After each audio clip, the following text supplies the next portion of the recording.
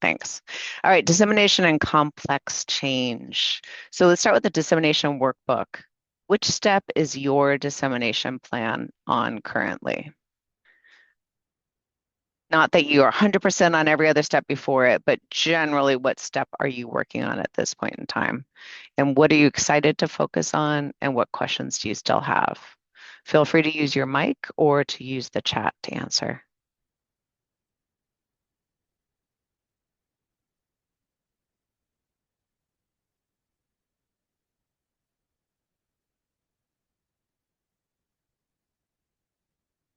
So you can see their dissemination goals, their stakeholder analysis, brand value proposition, which is showing, the rationale of why your work is important and what it will do for those who work with you. Content development, dissemination challenges, and content calendar.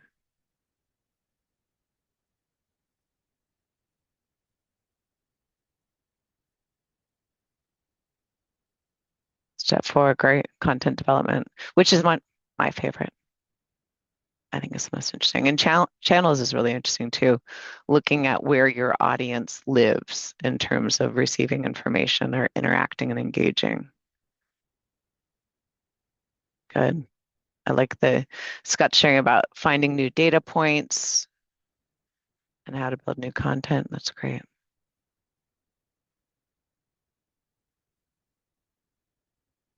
Good. Okay.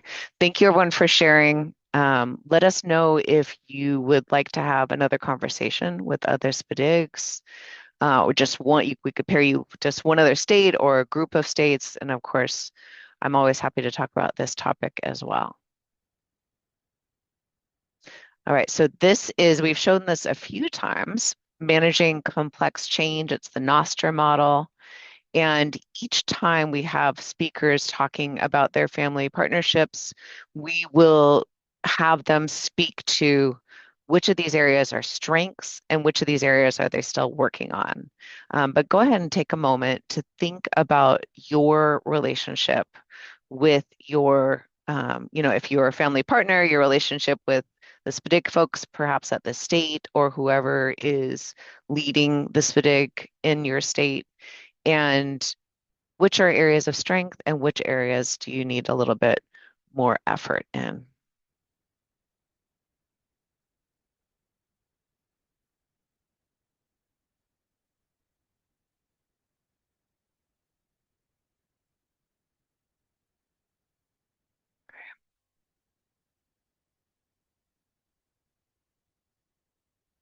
Okay. So this is our plan for this series. We are beginning with Idaho. They are going to talk about their work and talk about the complex change aspect of it. And then we will also have April, May, and June. Those directors' webinars where we'll have the family partners, say the Parent Training and Information Center or the Community Parent Resource Center, the folks who are leading this FDIG, typically at the SCA, right, could sometimes be a regional provider or university. And we'll be focusing not just on how they're managing change together, how they built their relationship, but also what are their dissemination goals together? What are they trying to do to reach families or to reach teachers, administrators who work with families? So here are those questions that they'll be responding to. How have they built their relationship over time? How they measure success in their partnership? How they support each other's dissemination, and we talked about the complex change already. So we have the Idaho SPDIG team presenting today. That's Shannon Dunstan, Beth Sullivan, and Melissa Vian. And then we'll have Rebecca Hornak from CSEP talk about engaging critical perspectives. I did want to add something funny, Shannon, Beth, and Melissa. They kept on, when I was putting together the presentation, I kept getting this automatic image of St. Patrick's Day, someone with like a St. Patrick's Day hat and a lucky thing. And I couldn't understand why, but I'm thinking it must be the Shannon and the Sullivan. And they were just like Irish. So, anyways, I changed it to a presentation screen. Um, so I'm going to go ahead and turn things over to our Idaho team. I'll be sharing their presentation for them. So welcome, Shannon. Melissa, and Beth. And we were talking about introductions. Hopefully, you all are ready for this. If not, you can do it something else. But for introductions, if you have an object around you that you could grab and explain its importance to you, what it means to you. Is that doable, Shannon?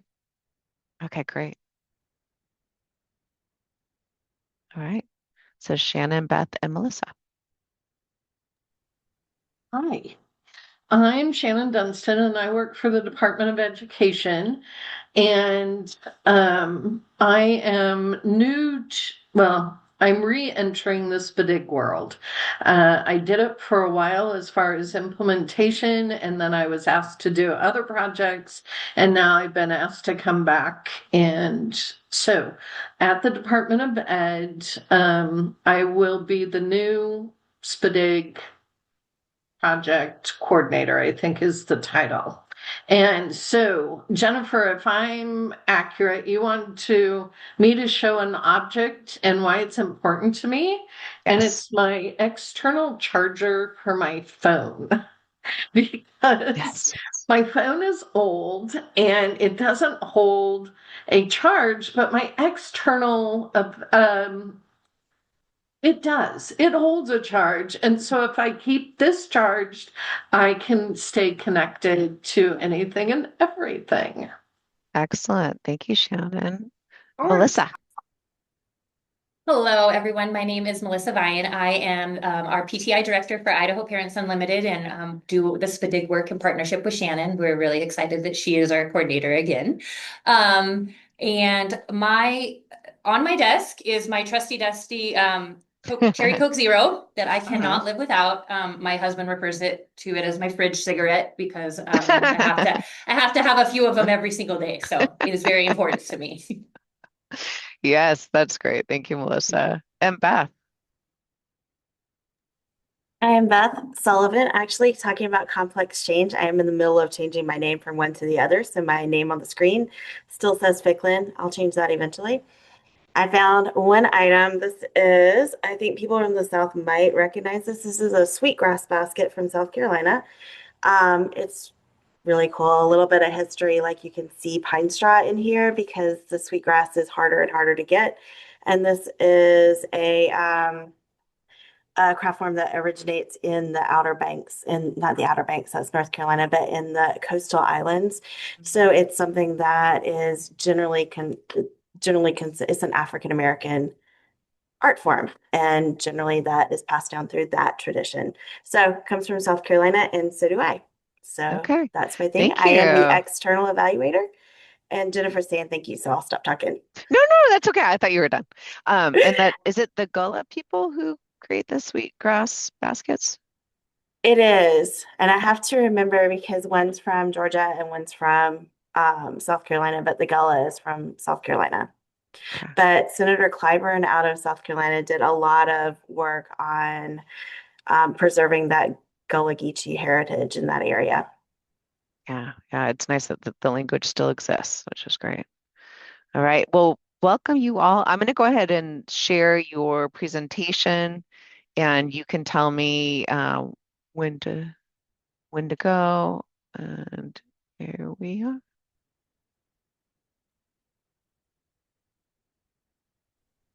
There's that newsletter, so this is where you can find it on SIG Network. It's from the summer, but you'll be seeing a new one soon.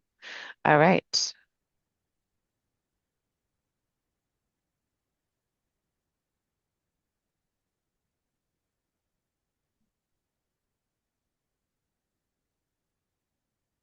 Look good? Looks great. Thank you. And Okay. we can go to slide one if you want. Perfect. All right. So like Jennifer said kind of earlier, we are framing this presentation very much using this Noster model for the complex change. It's kind of acting as our diagnostic tool to help us prevent failure. Because if we have components missing, probably going to fail in some aspect. It's really pretty straightforward. When we have all five present, then complex change is possible. And when we don't, or we have a missing component, then we know that we have some probably fairly predictable dysfunction that may be occurring. I guess one thing that I like to kind of keep my mind framed around in terms of this model is it reminds us that change isn't just about effort. It's also about alignment and about if we are missing a component, it completely can destabilize an entire project. So that's kind of how we are framing our presentation. So next slide, please.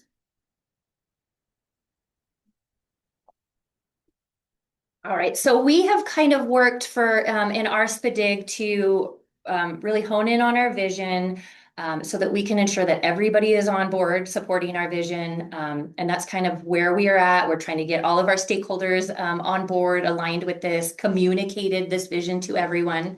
And our vision, so I mean, you guys can read, but Idaho SPDIG envisions school communities where students with disabilities thrive within those strong MTSS frameworks and high quality instruction with parent and student voice at the center of the decision making.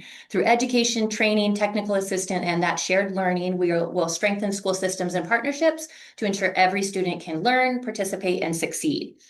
And so this vision is our clearly articulated vision so that we are hoping that our MTS work can be less compliant and more transformational. So next slide. Thank you, guys. And this one's mine. One of the cool things about my role in the project is that as the external evaluator, I really get kind of a bird's eye view. One of the really cool things about working in Idaho is that we are a small state. And so everybody's working on multiple projects. Like I work with Shannon on several projects. I work with Melissa on several projects. Everybody's on everybody's board. So it's kind of a neat little tapestry, putting our different skill sets together. One of the really cool things about Idaho right now is that we do have a lot of those high quality instructional practices already in place. We have a reading program in place that has supports for students with dyslexia, like trying to put more of that emphasis in our tier 1 or our core instruction. We have math coaching through that Department of Content and Curriculum. We have behavioral supports through Idaho SESTA. This is another project that I actually work on. We are starting to, or they're starting to build up an MTSS team to really put together that system in place so our students have more opportunity to succeed.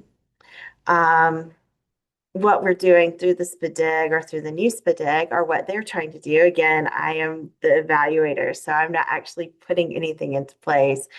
But they're really working on intentionally building out an MTSS system through this process so that we can make sure that all of the schools have the same access to, or they can make sure that all of the schools have the same access to support.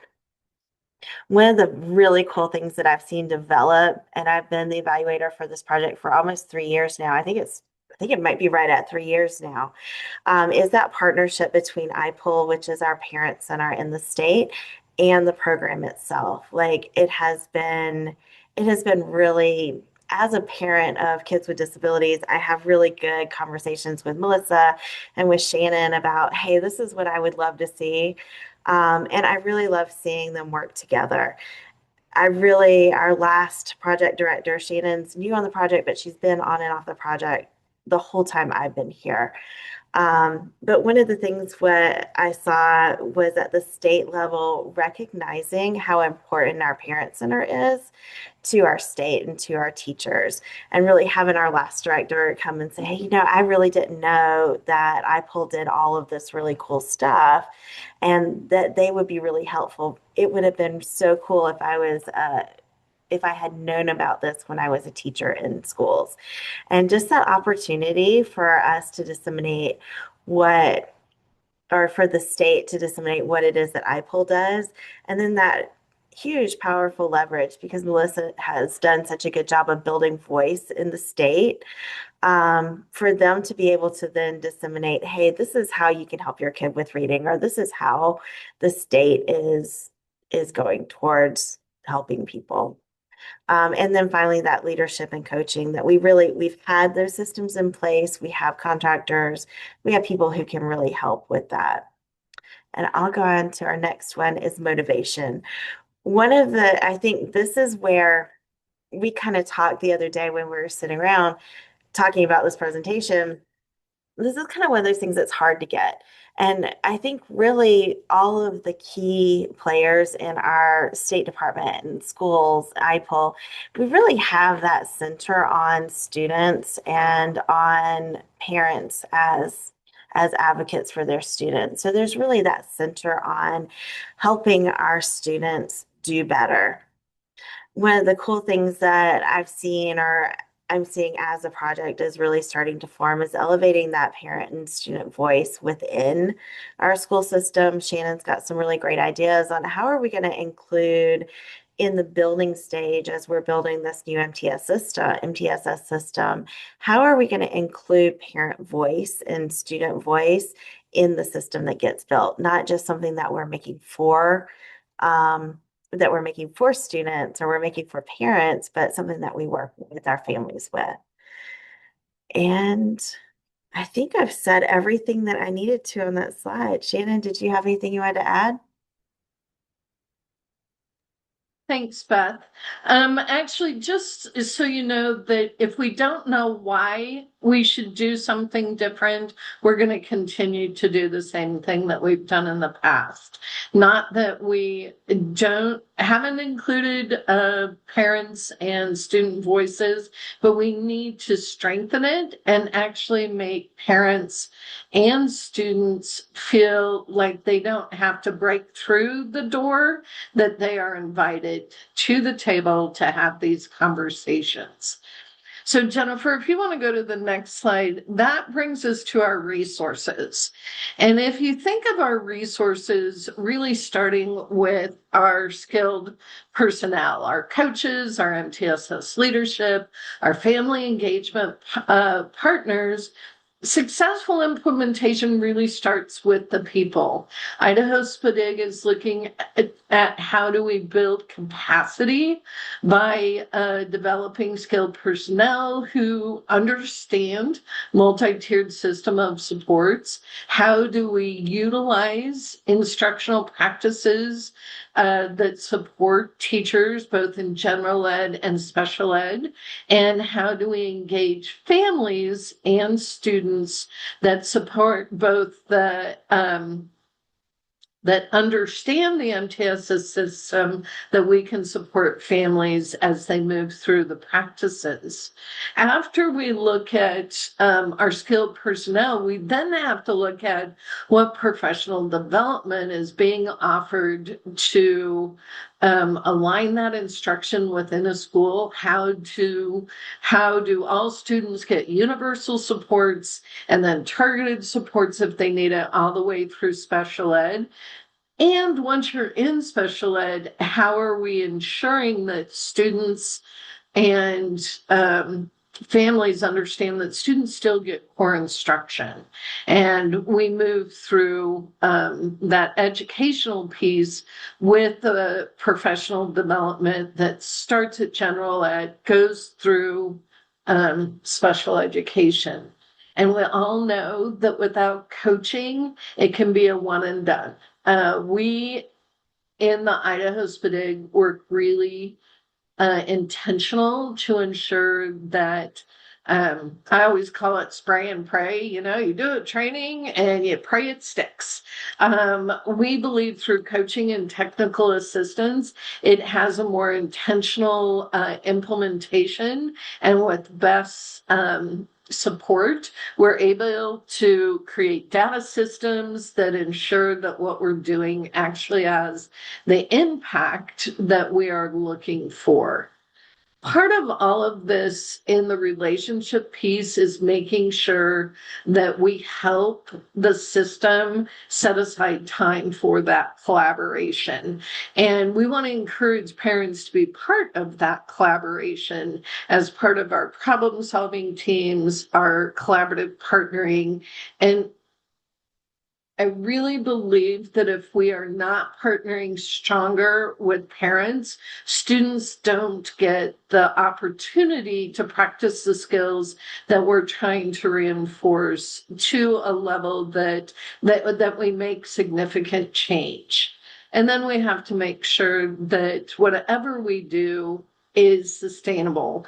Again, we don't want things to be a one and done. We want to make sure that as we build this system, there are components that sustain the system and it becomes institutionalized within school district practices within the state of Idaho, that family and students are always at the table.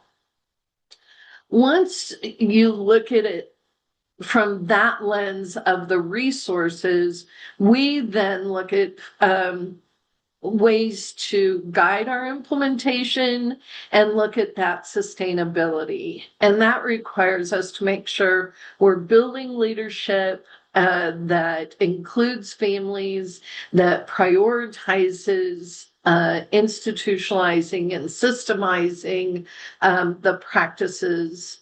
We then want to make sure we build really strong systems that include a multi-tiered system support, ensures coaching's there to support the system and the teachers, which ultimately supports the student, that we have a strong data system, and that data system drives our focus on what we're going to do next.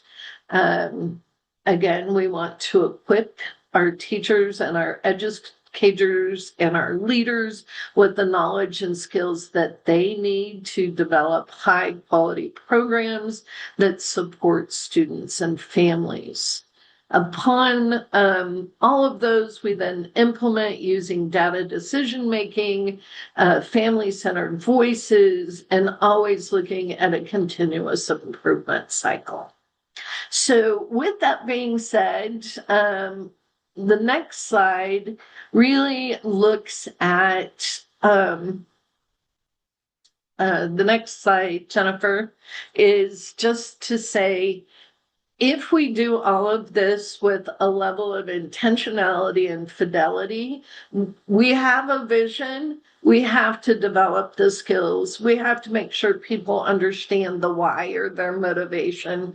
We need to ensure that the resources are available and accessible to implement what we need to, and then make sure that we're constantly doing that continuous improvement cycle to adjust where we need to and facilitate the growth and the progress and ultimately the proficiency of our students in a multi-tiered system of support.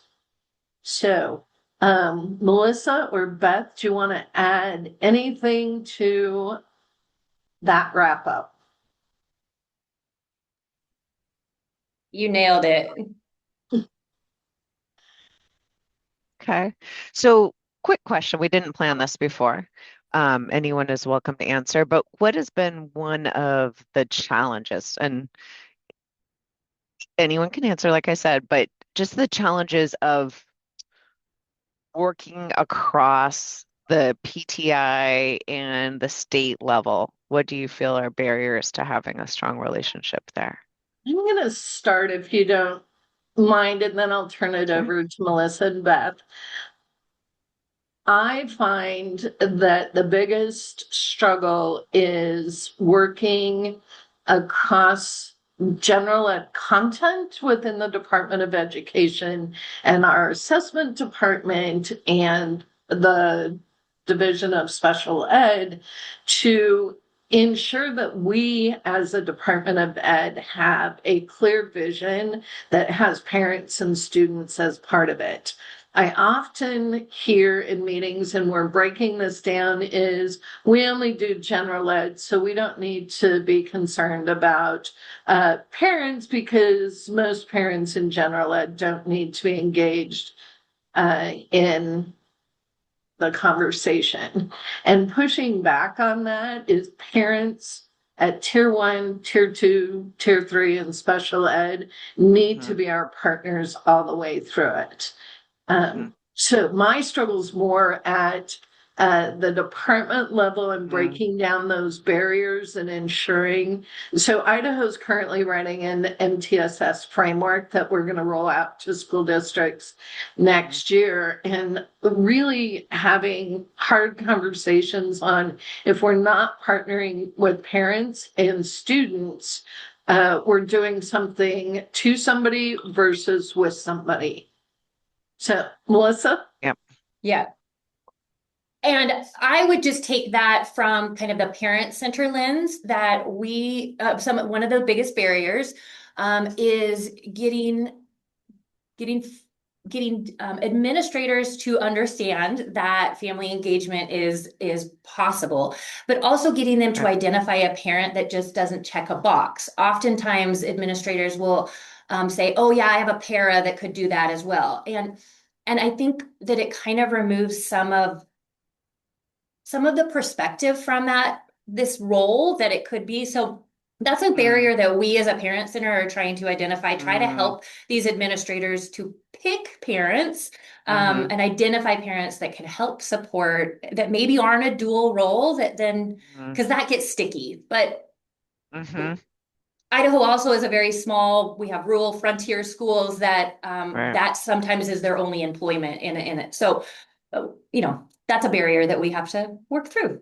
Yeah, absolutely. It's kind of yes, there's always exceptions to the rule, but it is generally unfair to do that to employees too. To like, you're my employee, but please go ahead and show us what we need to do differently to engage parents, or there's a power dynamic there that makes it unfair on top of a lot of other issues. Beth, did you want to add anything to that? Gotta find my thing. No, actually, I think that was good. Just as an outsider for these two groups, like I've been with them for a while, they work really well together. Shannon and the SPDIC has always been a good partner with Eichel. And I've seen a lot of back and forth with, oh, this isn't working, let's do something else. So I love that Shannon is now able to be in those circles where she can kind of uplift the importance of parent voice. And I see her being a really good champion for that. So moving forward, I'm really looking forward to it. Yeah, good. My soapbox, and I'd love to hear how many of you all have heard me say this, or like love to see how many of you have heard me say this before, but when you are preparing administrators, when you are preparing teachers, when you're anyone who works in a school, that's when you have them, right? Like that's when you have them to build these, like, this is how it should work, right? And I was lucky. There was a lot of things missing in my preparation program when it came to evidence-based instruction. But what wasn't missing was knowing that families were really important. And that was I was trained or received certification in both, or credentialing, I guess would be, in general ed and special education. So both sides were like that for me. Families were important. So that was just the perspective I came out with. And it was surprising to me whenever anyone didn't feel that way.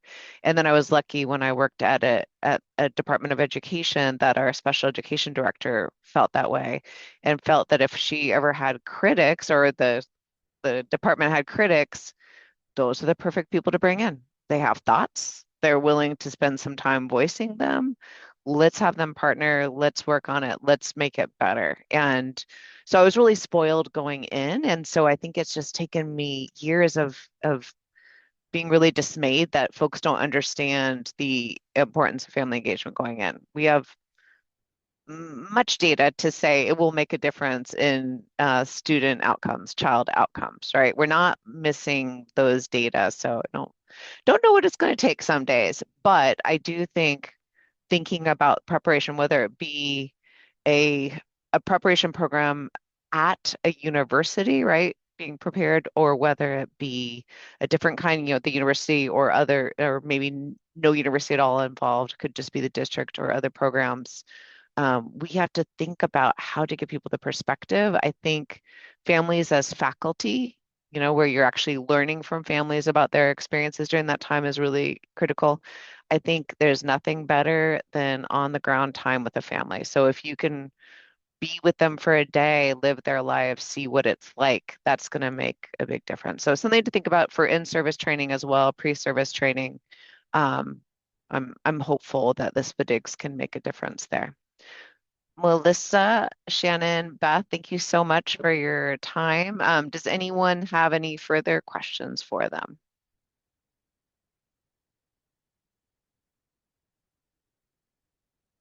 All right. Well, it was great to have you on. Thank you for sharing with us. And I know you're also going to be here. So if anyone comes up with a question, feel free to put it in the chat or let us know. And we are going to go ahead and welcome soon to be Dr. Rebecca Hornak. She's in her PhD program now, the project director for CSEP. Rebecca, can you hear me? I can.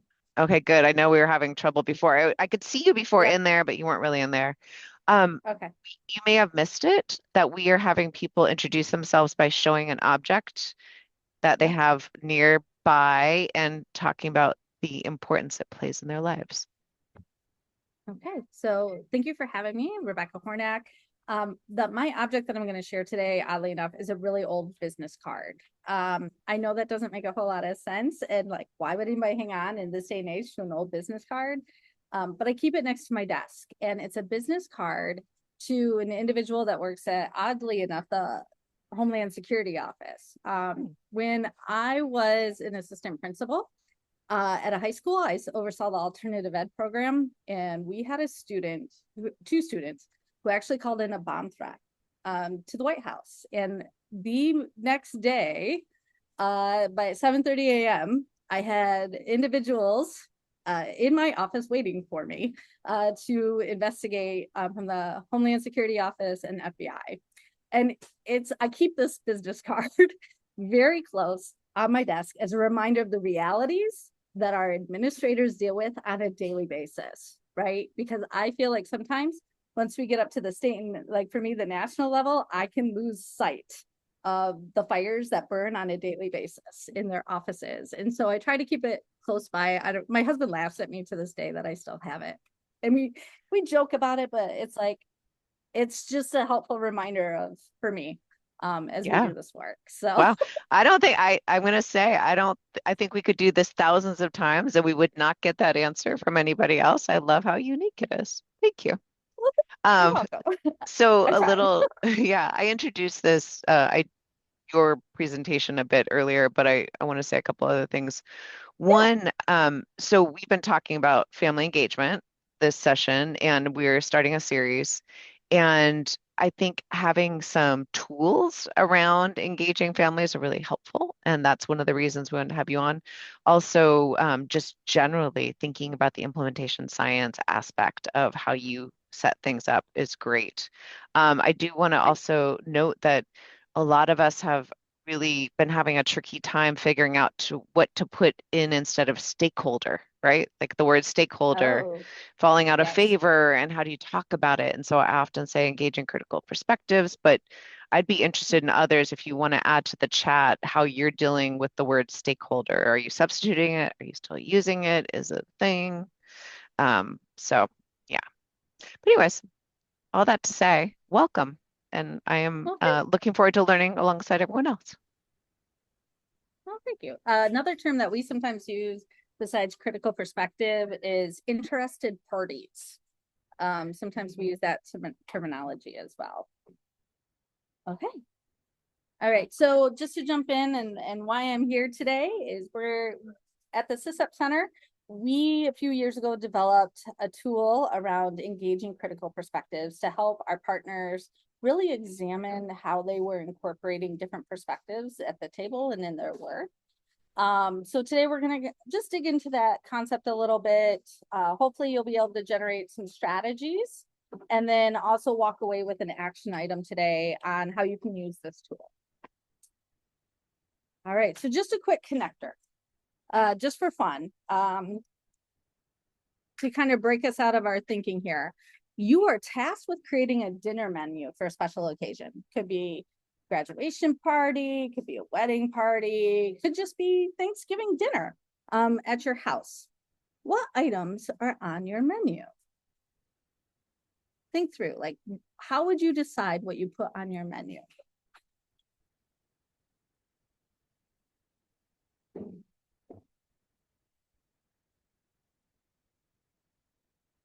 All right, give you a few minutes. If you want to throw your menu in the chat, that's fine. Okay, so theme, pizza is easy. What type of dinner again? Any dinner, just a special occasion, right? Hot, that's what I was looking for, Sandra. You have to think about allergies, don't you? Dietary needs, who is coming, right? Absolutely. So you guys are catching on, and ultimately depends on the attendees, right? Shawarma, no process needed. Amen to that. What will the kids eat? I think of that. That's the first thing I think of. Dessert is also very critical. I appreciate all of these. Interesting recipes, a balance on the menu. Okay. You guys are making me really hungry. But in reality, when we think about having a special occasion or having a dinner, you've got people who are coming to dinner, right? And you have to take into consideration their dietary needs. Are there children? Are there certain cultures coming to individual cultures that restrict certain dietary things? Like you have to take budget. That's true too. You have to take into perspective, like everybody coming to the table when you're planning a dinner and making sure that their needs are met and that they're coming to enjoy themselves. And the same goes for anything that we're implementing. And I know that sounds crazy. Hopefully you can make the connection, but when you go to work through implementation, you want to gain those same perspectives before you go forth and do. It goes back to that basic concept of design thinking. When I do design thinking for a dinner, I'm thinking about the individual's perspective. I may even ask them, text them, right? And get their feedback and thoughts before I start to plan out the menu. And then we'll have the menu. And at the end, I'm like, how was dinner, right? So when we think about engaging critical perspectives, the easiest way to think through that is design thinking and planning a dinner meal. All right, so defining critical perspectives. What does NERN mean by that?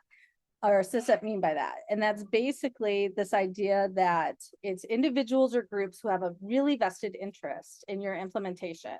Their thoughts, their views, their ideas really need to be considered to make it an effective process. And then how are we going to define engagement? It's really interesting to me. Like we hear the term all the time about parent engagement, family engagement, student engagement, but what does engagement look like? When we think about engagement, it's actually, there are different levels of involvement when you go through the engagement process. And that's what we're going to cover a little bit today is you not only have to think about the who, but how you want them engaged.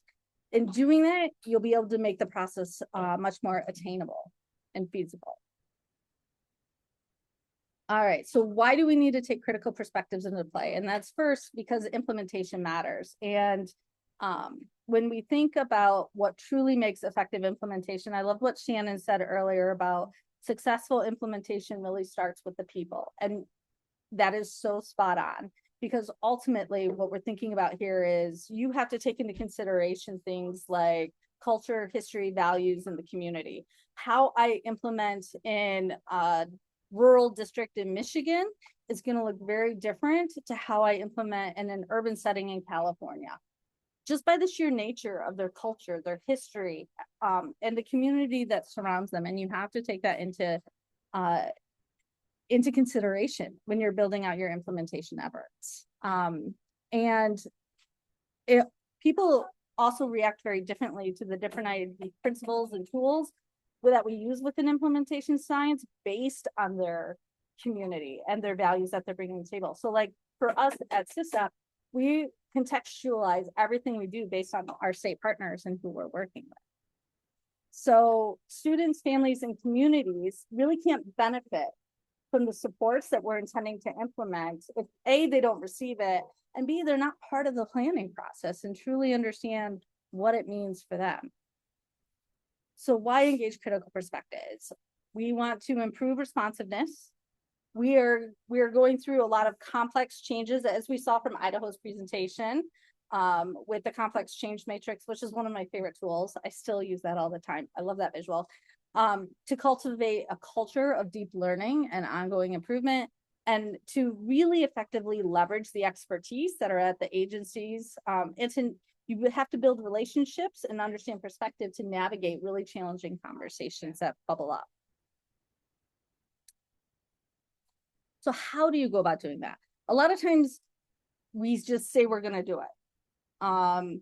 We may not necessarily have a specific plan, or sometimes at CSEP, we coach agencies to use a communication protocol, or a dissemination plan. And a lot of times we fall in this trap of even one-way communication, and it goes out and we don't have that bi-directional communication or feedback loop occurring. Well, at CSEP, we actually took that a step further and said it goes beyond just bi-directional communication. A lot of times, and I know you guys have seen it, I've seen it, where when we work with, say, a district, and they have their continuous improvement plan and they have to have a parent representation at the table, a lot of times that parent is also a teacher in the district. We see that all the time, and it's like, okay, that's nothing more than a checkbox. How do you move beyond the checkbox of ensuring representation to truly engaging those perspectives that you need? So I've talked for a few minutes. What I'd like you to do is think about a program or practice that you're implementing through your SPDIG work. What engagement strategies have you found most effective for incorporating different perspectives? What is a strategy that's maybe least effective? You can unmute or you can share it in the chat. And I'm actually going to stop sharing so I can see people who have their cameras on. But what's something that's been really effective for you, and something, or maybe something that hasn't been effective for you? And Rebecca, could you put the questions in the chat, I sure can. please, for those of us who have the memory of a goldfish? Yeah, it's the end of the day. My memory is there as well. Okay, let me copy these real quick for you.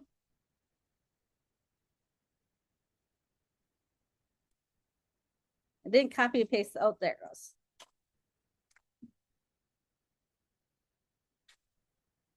So give everybody a minute. You can just go ahead and unmute and share, or you can just put something in the chat. How about 2 or 3 responses for this question?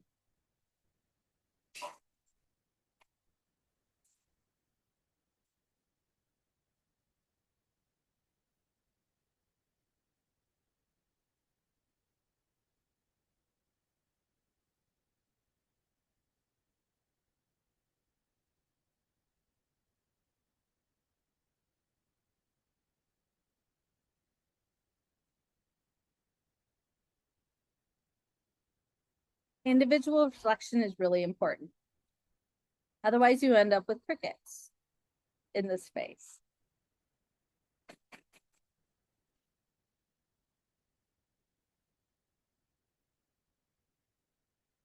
Communication protocols are extremely helpful. And I like that you're aligning it with your coaching framework.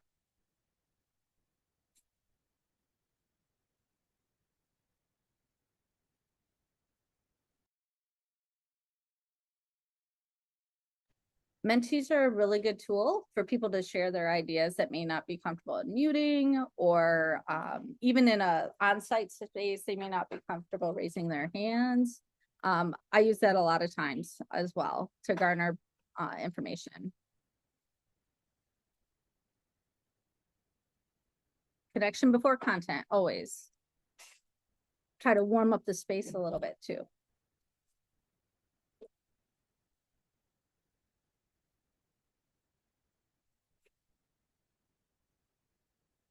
Oh, I like that. Coaching alongside our parent training and information center partners. That idea of bridging and working together like that is very cool.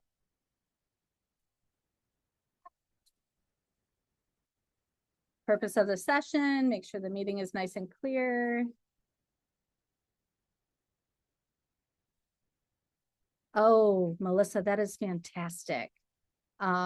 This idea that they're being invited after the fact. right? And it goes back to that accountability. Sometimes parents feel like they're also just being asked for, oh, you have to have a parent here, or you have to get our perspective, right? But you're going to do whatever decisions you want, right? And so in instances like that, we're always telling our districts and our state partners, share the data first before you make decisions for that full transparency.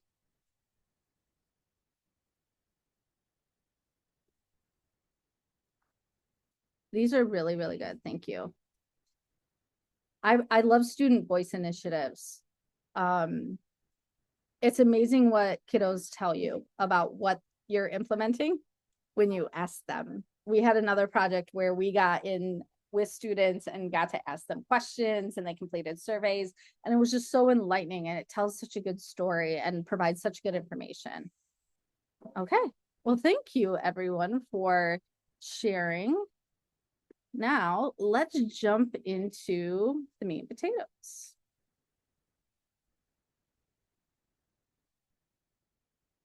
One sec here.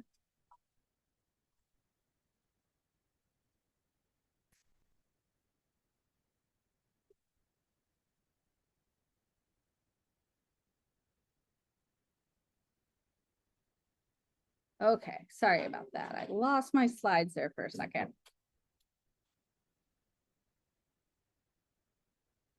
Okay, so when we talk about engaging critical perspectives, at SysUp Center, we see it as a continuum. There's lots of different ways that you can engage critical perspectives in the work. It goes basically, the more the effort of engagement, the smaller your numbers are going to be in participation, is how we view that. And so the first kind of basic level is that inform level, right?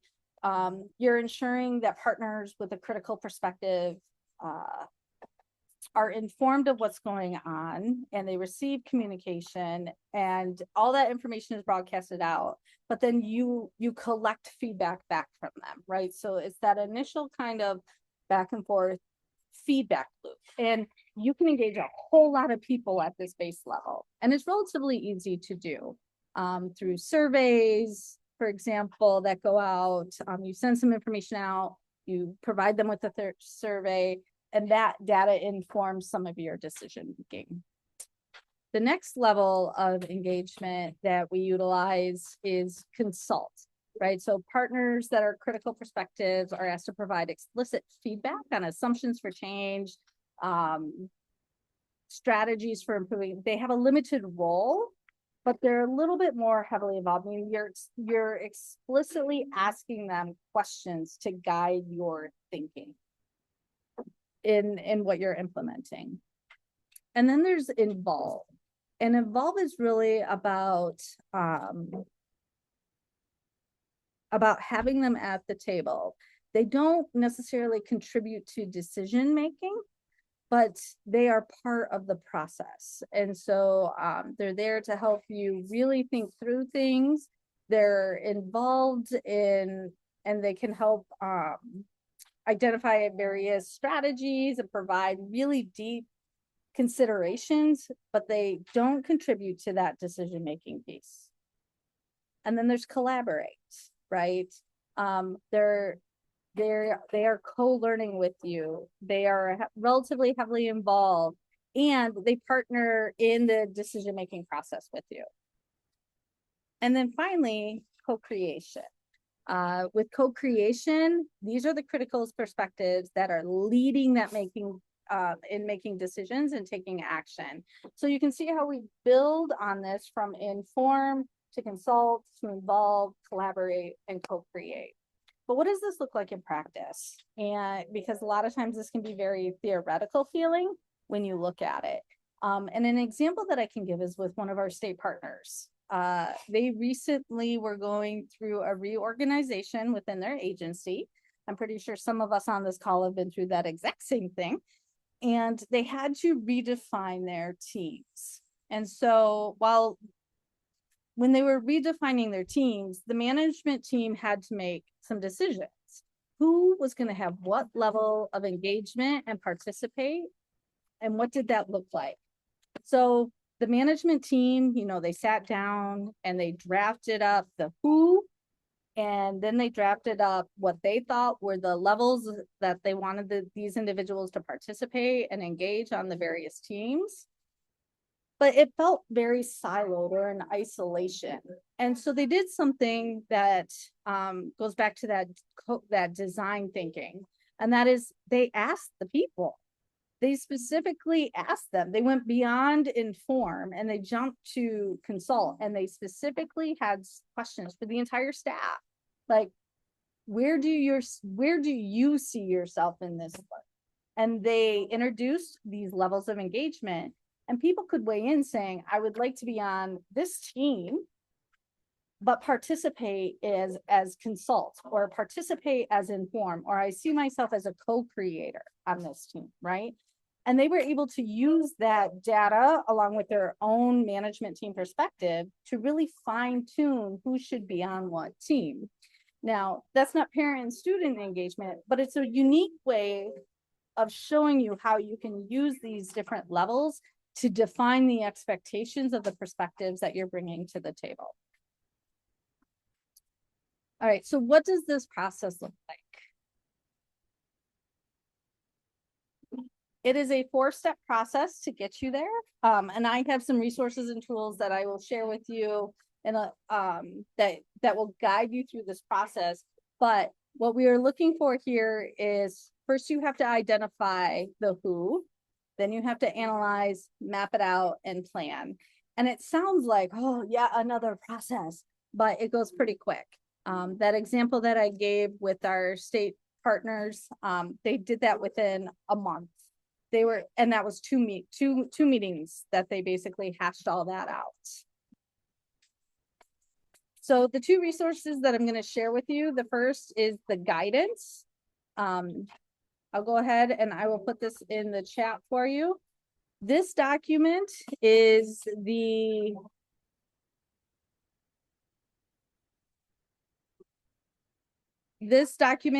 guidance that will really take you through the 4-step process. So you can take this tool with you, take it back, and you'll be able to basically follow the process that I'm going to describe today. The second tool that I'm going to share with you, and I'll grab the link right now, and you'll have to apologize, I'm on one screen today, so you're seeing everything. And that is a spreadsheet that we use. You'll have view access, so just make a copy to edit it, and I'll walk you through this as well. Okay. All right. Yeah.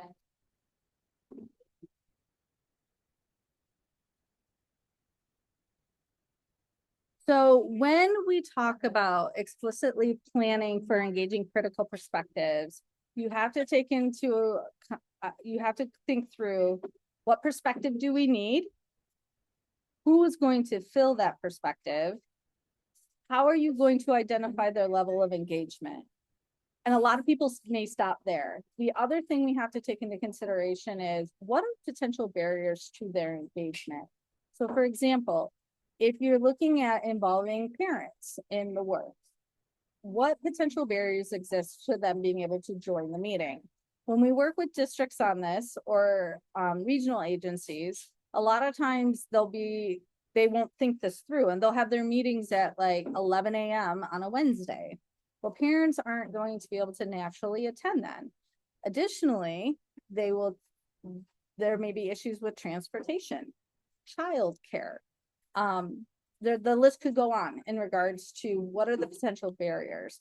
Just so you're aware, as you're thinking through, like, if you really want this perspective and you really want this person to be able to be a co-creator in the work, but you've got this barrier, how are you going to get through that challenge? Then there's the facilitators of their engagement. What's going to be easy for them? What's going to be able to make it so that they can participate well? Finally, plan for collaboration, including how and by when, so that way they know. And what is their responsibility? There's nothing worse than coming to a meeting and not knowing what your role is in the work.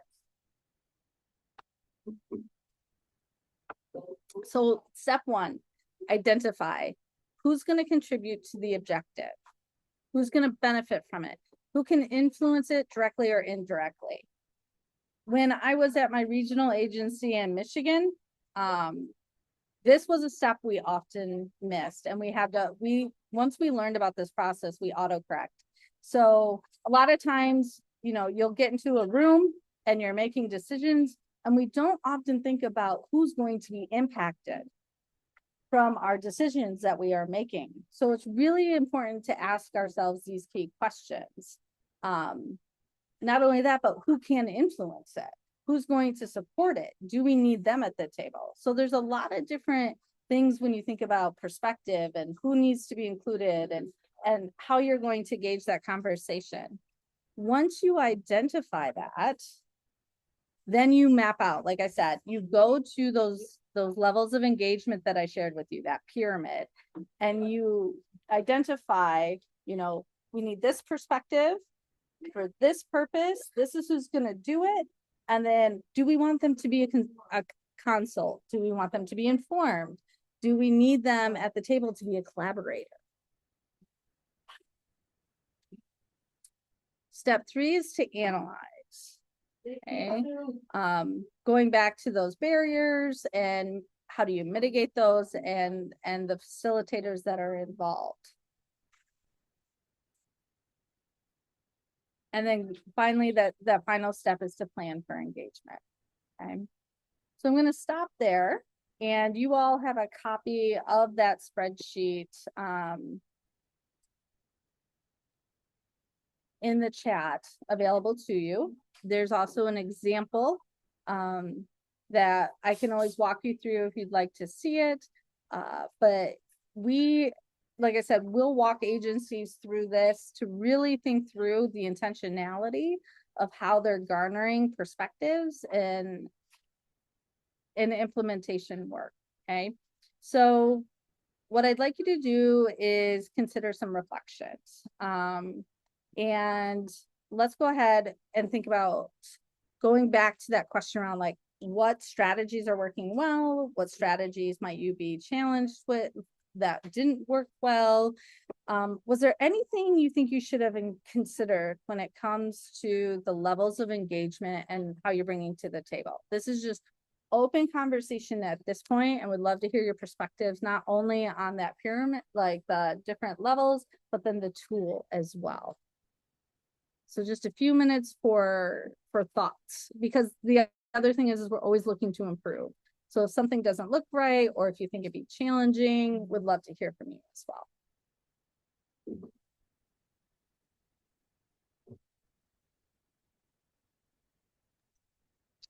And Rebecca, this is a newish, I don't want to call it a tool because there's lots of tools that are combined into a bigger concept, but it's newer work, right? It's not like the Hexagon tool that's been around for many years. This has been around for, I don't know, probably about 2 years now that we've had this tool. It's not one of our it's not downloaded nearly as often as things like the Hexagon tool or the initiative inventory or things of that nature. And we're just starting to get feedback from the field in regards to how they're using it. So right I have now, go sorry, ahead. go ahead. You wanted them to look, go ahead. Yeah. I was just going to say, I saw Lucy's question in there about how it maps over your stakeholder analysis process. Yeah, and I can show that when you're ready for it. I have it up in the background. You can go ahead and show it if you want. Okay. Okay. Yep. Thanks for doing that. I do think that it's it's a nice crosswalk. They sort of complement each other. So yeah, we could take a look at that. Yeah, and I'm so glad you asked the question. I hadn't thought about it personally. Can everyone see this is the workbook. Yep. This is the section, stakeholder analysis. So my initial thought on this is all about getting your messaging out, getting your work out.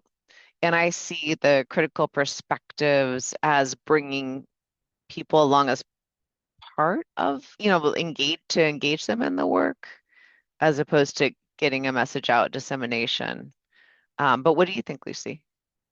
No, that's a good point. That is a big difference. I think you pinpointed the difference. It's more about it's really dissemination or knowledge transfer or dissemination versus implementation work, right? Right. In a sense. So yeah, I think that's correct. They complement each other though, I would say. Yeah. Not being super familiar with this particular tool, but like when you think about dissemination and your target audiences and who you're trying to get that information to, right? That's that inform level in the engagement pyramid, right? It could even be that depending on what the communication is, it could be that consult level as well, too, depending on who you're communicating, what the message is, and what you're receiving back from them.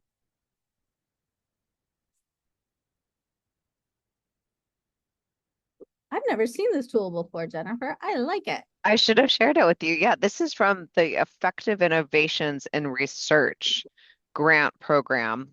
They had Okay. TA that they received, the grantees. And I'd shared Tom Dwyer, can't remember, Ed Reform? Okay, I can't think of it. The book isn't in front of me. But anyways, he Okay. led this part of the work. And there's lots of good information on dissemination. This is just a nice tool. But I do like thinking through what do we want them to think, feel, and do.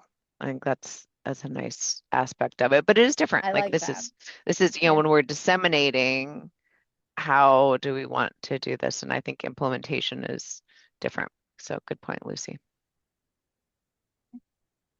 Thank you for sharing.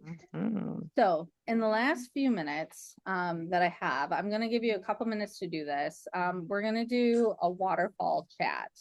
And so I want you to reflect on the tool that you have in front of you now for planning how you're going to engage critical perspectives in your work. And what I'd really like you to do is think through at one action step that you're going to take away. It could be as simple as, I don't know, reading our guidance on how to engage critical perspectives. It could be, I'm going to take this tool and play around with it. It could be like, I need to go back and take a look at our grant and see what we said we were going to do. But I want you to take a minute and think through one action step that it might be, hey, I'm going to look through this and then give Hornak some feedback on it. I'm good with that too, because like Jennifer said, it's a relatively new tool. So what we're looking for here is just one action step you plan to take back to your setting.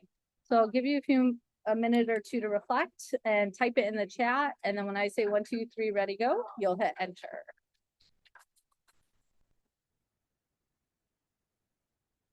Two minutes.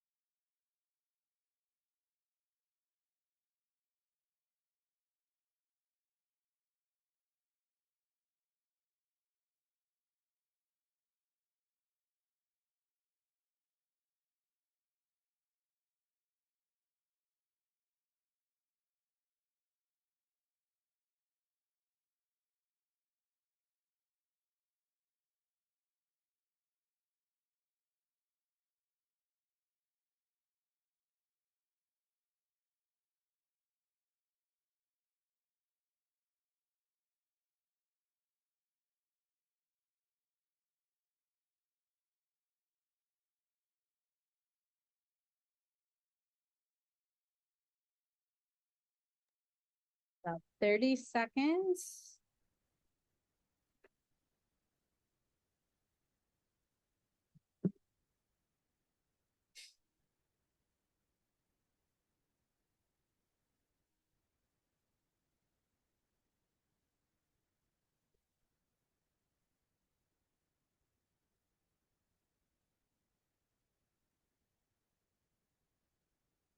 Okay.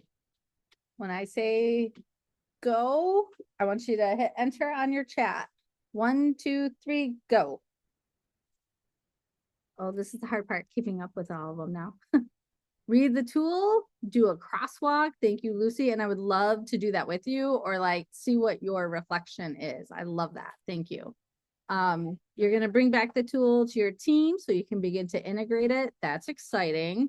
Consider how to work this tool into your stakeholder group. Consider a resource for action planning when we do the RCA later this month. Oh, the RCA, you're speaking to my heart, Tom. Mhm. Use the tool as a rubric to see how much we have implemented with our SPDEG work. I like that. Share it with your state partners, read through the information. I plan to check out all the tools, but I'm really interested in checking out the hexagon one. Yes, everybody loves the hexagon tool. All right. And apply the NOSR to dissemination model. I like it. I appreciated all of these reflections and step-by-steps. If you guys ever need a clarification or want me to share anything else or learn anything else around not only this tool, but implementation, SysUp is pretty active on LinkedIn. We post a lot of stuff there. You can go to our website. We have lots of information on our website. And then finally, my email address is here, and I try to respond to email as quickly as possible. In this day and age, I try not to let it get too buried, but if you're going through and your team would like a quick overview, or if you have any questions about the tool, just don't hesitate to email me at all. I love getting inquiries in my inbox where I get to have fun conversations like this. And that gives Jennifer a few minutes to finish up Yeah. here or to see So if there's any questions. Absolutely. We love questions. And just to let you know, Rebecca's slide deck and Idaho's slide deck, I just put the link to the events page for today, and they're all already available there. So you can go grab them there. The Hexagon tool, I also added it for folks.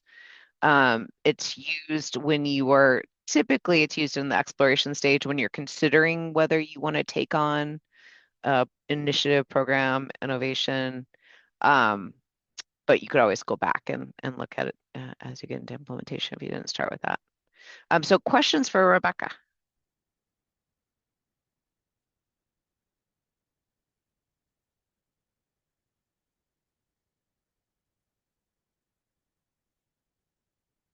All right, I have a question for folks.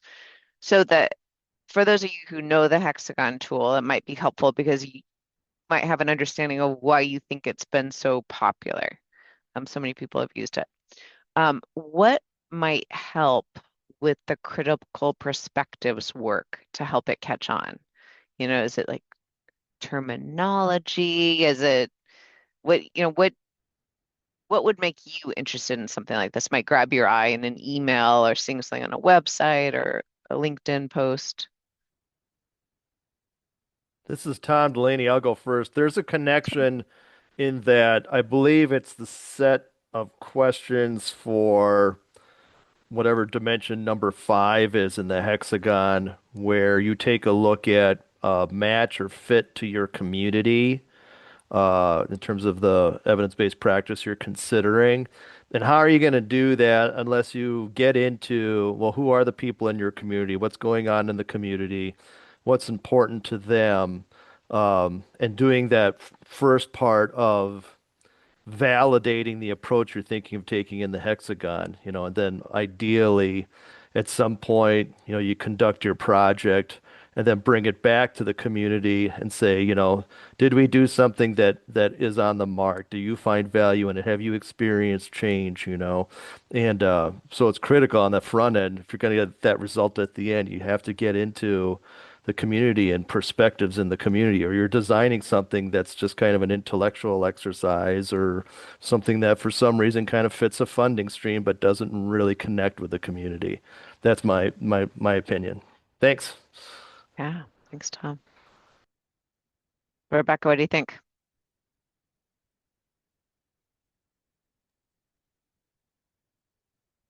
Oh, for I some reason, think- okay, now I can hear you. I was gonna say I have a little bit of a delay, unfortunately, on my end.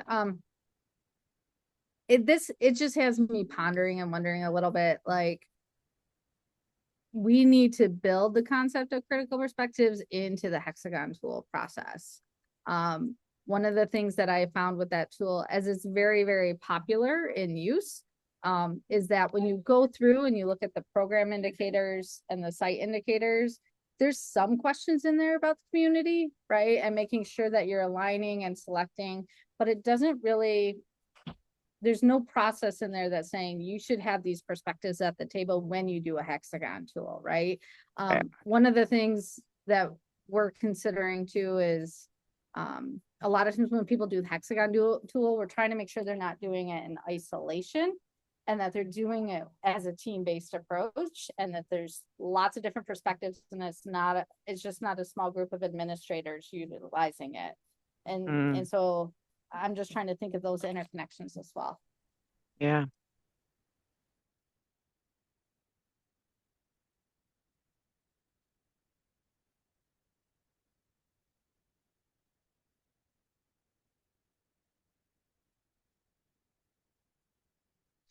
All right. So that was a great idea, just connecting it. I think a couple of thoughts from my history with large scale initiatives. The simpler, the better. And so, potentially one of the great things about the hexagon tool is it's all kind of there, and you can, it doesn't mean it's wrong, but I'm always thinking about how to not overwhelm people with the complexity of the tool itself. So just a thought.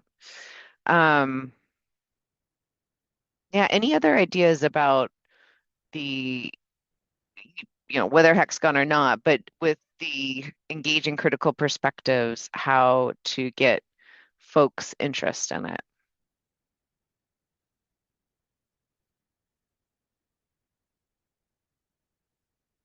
All right. Well, we will still take your ideas going forward after today. We appreciate that.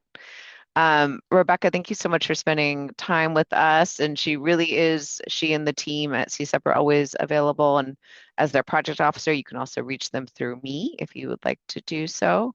They do have micro-credentials. When's the next time you're going to open up your micro-credentials? Sure. Micro-credentialings will open up this June. The application will be open, I think it's roughly mid-June through July. And then we shut it down in July so we can make decisions for those who are able to join us. So is there a landing page for that we should give them? There is. Let me grab it really quick. Okay. And while Rebecca's working on that, the micro-credentials is it's not without work, right? Like it's not just an easy module that you follow and you're done, but it is a way to become an implementation specialist. Am I saying it right? Correct. Yep. It's a little bit different than your traditional click and get module micro-credentialing. It's an application, like you learn, you apply, you submit your evidence, and there's also some synchronous requirements to bring, but it's fun because we bring people together. We bring people together from around the country to talk about implementation, and we're all educators in that space. And it's just fascinating to hear all of the different perspectives that come to the table. And it's individuals from district level, regional level, state level, national level, in different roles and how they're using our implementation frameworks. So it's a really cool group. Yeah, the fact that it's free, and then after that you can say, I've gone through this. I'm an implementation specialist. I think it's really a great opportunity. We don't know if we'll always have it, right? Exactly. So. And what's nice is you can start it. There are 7 levels with a capstone activity at the end. And you get a badge every time you complete a level. So it's not like, so if you do have to pause or have to walk away or you switch roles, you still walk away with a badge and say, I am an expert in this topic area in implementation. So. Great. Well, it was lovely being with everyone today. Thank you again to Rebecca. Thank you also to the Idaho team, Shannon, Melissa, and Beth. It was wonderful hearing about a specific SPDIG team and also learning about some tools and some methods for doing that work really well, right? To build those relationships, to make your work even better. and eventually to have some really strong family engagement, family and program or school engagement that's going to lead to improved outcomes for our kids. So have a great afternoon, and we will see you, I'm sure, before next month, but if not, at our next director's webinar. And Tom Delaney from Minnesota will be talking about their parent program work. They've specifically focused, as Tom was sharing in the chat, on tribal schools and schools that serve Native American students, and engaging the families, engaging the students, engaging the schools with Check and Connect model there, our initiative. Thanks, Tom. Thank you, everyone. See you soon.